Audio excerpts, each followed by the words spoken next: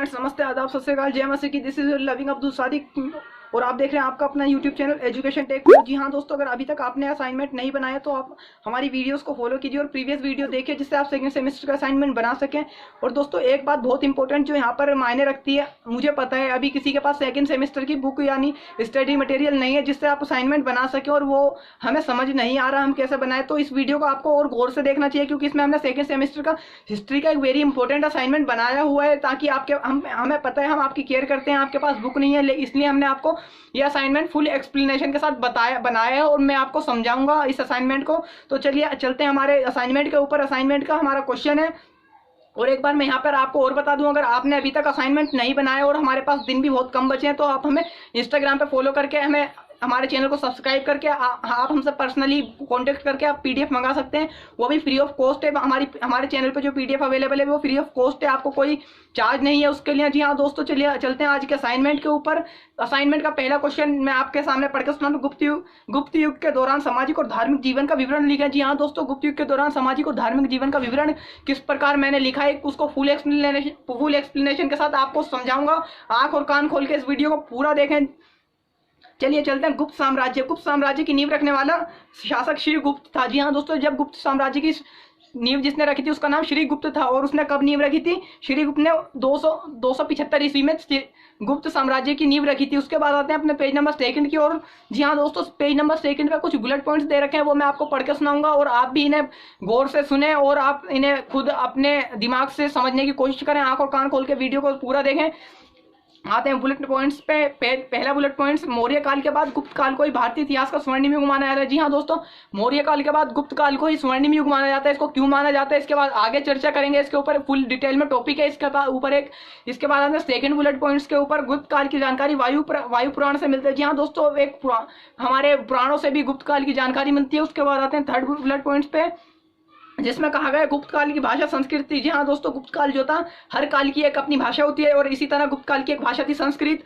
उसके बाद आते हैं बुलेट पॉइंट्स पे 4 नंबर बुलेट पॉइंट्स पे ये भी माना जाता है कि दशमलव प्रणाली की शुरुआत भी गुप्त काल में ही हुई थी और मंदिरों का निर्माण भी गुप्त काल में ही हुआ था और मंदिरों का निर्माण गुप्त काल।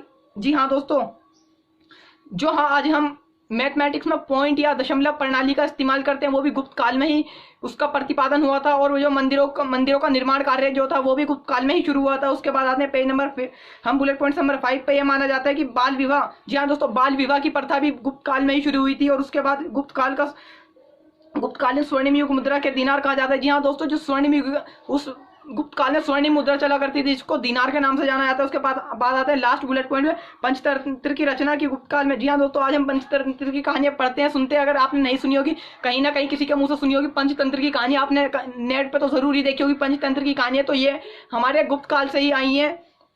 इसके बाद स्वर्णिम युग, जैसा मैंने आपको ऊपर बताया था गुप्त काल को स्वर्णिम युग क्यों कहा जाता है इसके बाद जानते हैं और किस किस नामों से गुप्त काल को जाना जाता है। जी हाँ दोस्तों, गुप्त काल सम्राटों का शासन काल प्राचीन भारतीय इतिहास के उस युग को प्रतिनिधित्व करता है जिसमें सभ्यता और संस्कृति का प्रत्येक क्षेत्र में अभूतपूर्व प्रगति हुई है तथा हिंदू संस्कृति अपने उत्कर्ष की प्रगति पर प्रकृष्टता पहुंच गई है। जी हाँ दोस्तों, गुप्त काल जो था वो चहुमुखी प्रगति का ध्यान में रखकर इतिहासकारों ने इस काल को स्वर्णिम युग, क्लासिकल युग और पेरिक्लीन युग, इन तीन युगों के नाम से जाना जाता है। जी हाँ दोस्तों, के बाद आते हैं अपने पेज नंबर 3 की ओर। पेज नंबर 3 पे हम आपको कुछ पढ़ के सुनाते हैं। निश्चय ये काल अपने प्रतापी राजाओं तथा अपनी सर्वोत्कृष्ट संस्कृति के कारण भारतीय इतिहास के पृष्ठों में स्वर्ण की सम्मान प्रकाशित है। मानव जीवन के सभी क्षेत्रों में इस समय पर फुल्लता के समृद्धि दर्शाए किए गए हैं। जी हाँ दोस्तों, इस समय जो एक बहुत ही स्वर्णिम युग के हमारे इतिहासकारों ने इसे स्वर्णिम युग के नाम से नाम दिया है और वो बहुत ही बिल्कुल सोने की तरह इसको माना जा सकता है। उसके बाद में कुछ प्रतापी विद्वानों ने इस काल को भारतीय संस्कृति के पुनरुत्थान को काल माना है। पुनरुत्थान इस प्रकार विचार भ्रमक लगता है क्योंकि इस स्थिति में हमें यह स्वीकार करना पड़ेगा कि इस काल में के पूर्व ऐसा कोई युग नहीं था जिसमें भारतीय संस्कृति का तत्व पूर्णतः विलुप्त हो गए थे। जी हाँ दोस्तों, इसके बाद कुछ अपने पॉइंट्स के ऊपर वे इस प्रकार थे। राजनीतिक एकता का काल, महान सम्राटों का काल, श्रेष्ठ शासन व्यवस्था का काल, और उसके बाद आते हैं आर्थिक समृद्धि का काल, धार्मिक सहिष्णुता का काल, साहित्य विज्ञान एवं कला के चरम उत्कर्ष का काल, भारतीय संस्कृति के प्रचार का काल। जी हाँ दोस्तों, उसके बाद आते हैं गुप्त काल में आर्यवर्त ने राजनीतिक एकता का साक्षात्कार किया। मौर्य साम्राज्य के पतन के पश्चात पहली बार इन्होंने व्यापक रूप से राजनीतिक एकता स्थापित की गई। जी हाँ दोस्तों, उसके बाद पेज नंबर 4 के ऊपर आप इस वीडियो को ध्यान से देखिए और अपने असाइनमेंट बनाइए। इसके बाद पेज नंबर 4 पे हम आपको लेके आए गुप्त काल के प्रमुख शासक। जी हाँ दोस्तों, इसमें बताएंगे आपको गुप्त काल के प्रमुख शासन कौन से थे। आप वीडियो के साथ बने रहिए। गुप्त काल के प्रमुख शासन को जानते कौन कौन से थे। जी हाँ, नंबर 1 श्रीगुप्त, समुद्रगुप्त, चंद्रगुप्त, द्वितीय कुमारगुप्त, प्रथम स्कंदगुप्त, विष्णुगुप्त। जी हाँ दोस्तों, ये तो थे गुप्त काल के कुछ प्रमुख शासक। इसके बाद आते हैं गुप्त काल की सामाजिक स्थिति। जी हाँ दोस्तों, गुप्त काल की सामाजिक स्थिति कैसी थी इस वीडियो में हम आपको बताएंगे। अब चलिए गुप्त काल की सामाजिक स्थिति जानते हैं। गुप्त काल में समाज में वर्णन व्यवस्था पूर्ण रूपरेखाण प्रतिष्ठित थी। भारतीय समाज के परंपरागत 4 वर्णों ब्राह्मण, क्षत्रिय, वैश्य एवं शूद्र के अतिरिक्त कुछ अन्य जातियां भी अस्तित्व में आ चुकी थी। चारों वर्णों और सामाजिक स्थिति में विभेद किया जाता था। जी हाँ दोस्तों, इसके बाद आते हैं अपने पेज नंबर 5 की ओर।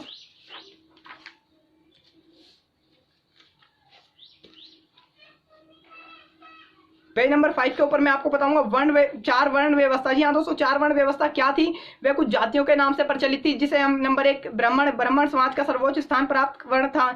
इस वर्ण ने यज्ञ, कर्मांड, मनोचित्रण को आधार पर सर्वोच्चता प्राप्त की थी। कार्य, इनके कार्य क्या थे। जी हाँ दोस्तों, यज्ञ कराना, दान देना, औद्योगिक वेदों का अध्ययन करना, शिक्षा देना। जी हाँ दोस्तों, इसके बाद आते हैं क्षत्रिय पर। क्षत्रिय समाज में दूसरा प्रमुख वर्ण का मतलब जाति से यहाँ पर दूसरा वर्ण क्षत्रिय था। क्षत्रिय का काम क्या होता था वो भी जानते हैं। युद्ध में नेतृत्व करना, सुरक्षा प्रदान करना, शासन चलाना, यज्ञ करना, वेदों का अध्ययन करना, दान देना। जी हाँ दोस्तों, उसके बाद आते हैं अपने तीसरा प्रमुख वर्ण जो था वैश्य था।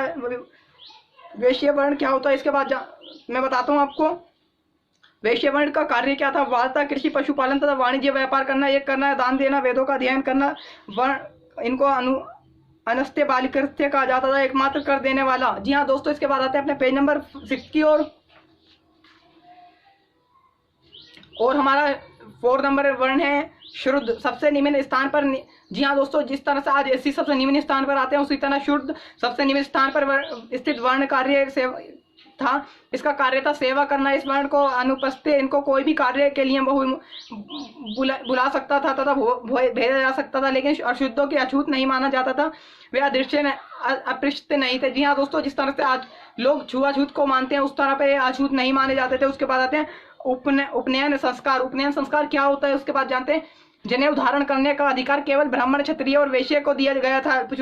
शूद्रों का उपनयन संस्कार का अधिकार नहीं था। जी हाँ दोस्तों, जो जनेऊ संस्कार होता है उसका जो था वो 4थे वर्ण को नहीं था, वो खाली 3 वर्ण को ही था, जिसमें कुछ क्षत्रिय, वैश्य और ब्राह्मण को ही दिया गया था। उसके बाद आते हैं समाज में सभी वर्णों का, जातियों का ब्राह्मणों को प्रतिष्ठित स्थान था। जी हाँ दोस्तों, ब्राह्मण जो थे उनको सबसे ज्यादा यानी प्रथम स्थान था। उसके बाद था क्षत्रियों को द्वितीय स्थान, और उसके बाद था वैश्यों को 3rd स्थान जो प्राप्त था। उसके बाद आते हैं अपने पेज नंबर 7 की ओर। आप इन्हें नीचे खुद भी पढ़ सकते हैं। पेज नंबर 7 पे स्त्रियों की दशा। जी हाँ दोस्तों, गुप्त काल में स्त्रियों की दशा क्या थी वो मैं आपको बताऊंगा। वीडियो को अभी तक लाइक नहीं किया तो वीडियो को लाइक कर दें। जी हाँ दोस्तों, स्त्रियों की दशा। गुप्त काल में स्त्रियों की दशा में लगातार गिरावट आई। जी हाँ दोस्तों, गुप्त काल में भी स्त्रियों की दशा में लगातार गिरावट आई, लेकिन अब ऐसा नहीं है। अब महिला और पुरुष को बराबर का दर्जा दिया जाता है। अगर पिता की प्रॉपर्टी में बेटे का जितना अधिकार है उतना ही बेटी का भी अधिकार है। गुप्त काल में ऐसा नहीं था। जी हाँ दोस्तों, गुप्त काल में विधवाओं को पुनर्विवाह की अनुमति नहीं थी। जिस तरह से आजकल विधवाओं को पुनर्विवाह की अनुमति है उस तरह से गुप्त काल में विधवाओं को पुनर्विवाह की अनुमति बिल्कुल भी नहीं थी। उसके बाद आते हैं हम गुप्त काल में सजातीय विवाह होते थे। सजातीय ऐसे भी उदाहरण देखने को मिलते हैं जिसमें निम्न वर्ण की कन्या का विवाह उच्च वर्ण की कन्या में हो जाता था। जी हाँ दोस्तों, जिस तरह से आजकल लोग जाति प्रथा का मानते हैं उस टाइम पे भी लोग ऐसे ही माना करते थे। उसके बाद आते हैं ऐसे विवाह को अनमूल्य विवाह कहा जाता था।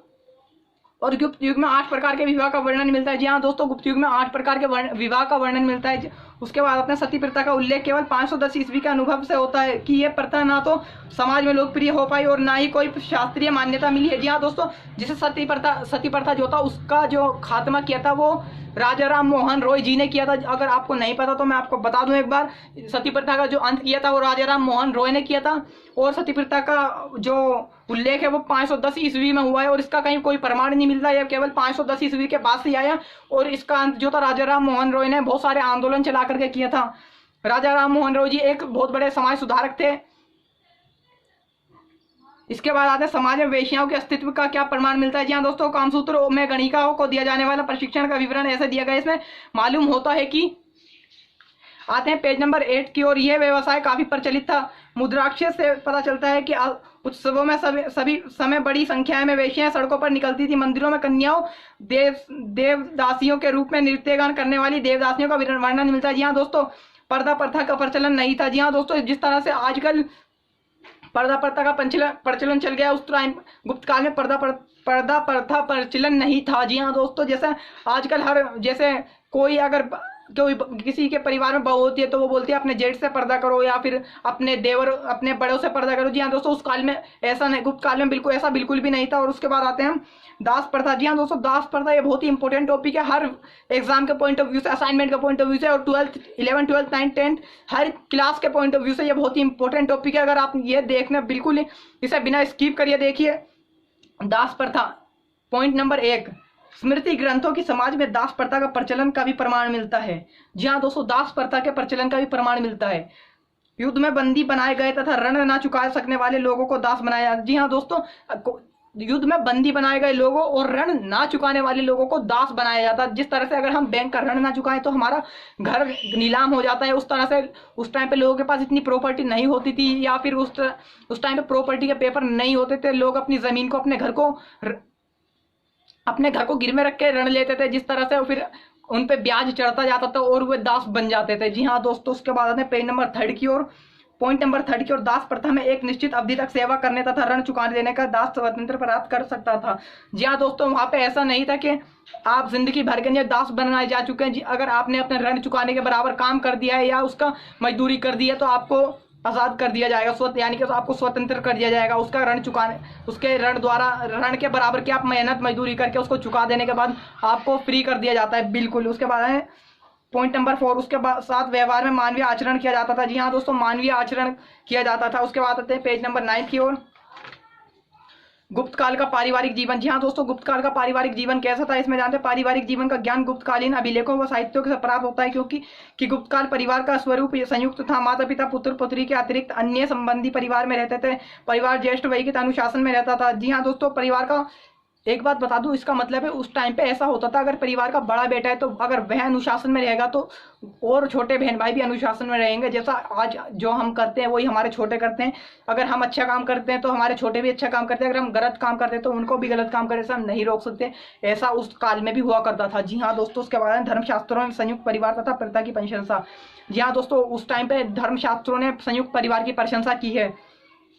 धीरे धीरे पुत्र के अधिकार बढ़ने लगे और पैतृक संपत्ति पुत्रों का भी समान रूप से स्वामित्व माना जाने लगा। जी हाँ दोस्तों, उस काल में पुत्रियों का अधिकार तो घटने लगा, पुत्रों का अधिकार यानी कि लड़कियों का अधिकार तो घटने लगा प्रॉपर्टी में से, और लड़कों का अधिकार जो था वो बढ़ने लगा। उसके बाद आते हैं पुत्री माता पिता के प्रेम की हकदार होती थी तथा मनोपुत्री का पुत्र के बराबर ही मानते थे। प्राचीन काल में परिवार में समाज थे एक पत्नी विवाह ही प्रचलित था, लेकिन कुछ लोग बहु विवाह करते थे। जी हाँ दोस्तों, उस टाइम पे एक ही विवाह प्रचलित था, लेकिन कुछ लोग जो थे वो बहु यानी बहुत सारे विवाह करते थे, एक या दो से अधिक विवाह करते थे। जी हाँ दोस्तों, उसके बाद वर का चयन।